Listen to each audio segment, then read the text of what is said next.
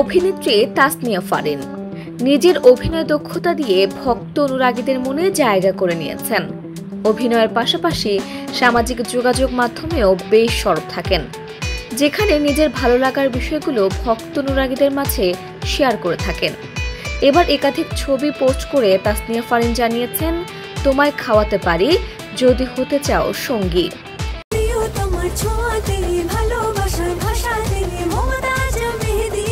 মমতাজ কোন নাম্বার 1 মেহেদি, মানে প্রিয়জন প্রিয়তমার মেহেদি। পোস্ট করে এই অভিনেত্রী লিখেছেন, বেশি কিছু চাই না আমি, এক টুকরো আকাশ, দূর পাহাড়ের ছোট্ট বাড়ি, মেঘের হাওয়ায় মিঠাই বানিয়ে তোমায় খাওয়াতে পারি যদি হতে চাও সঙ্গী।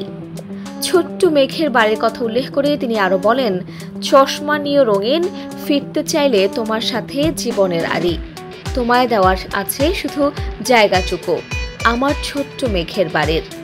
প্রসঙ্গত 2017 সালে আমরা আবার ফিরব কবে নাটকে অভিনয় দিয়ে ছোট পর্দায় তাসনিয়া ফারিনের অভিষেক হয়।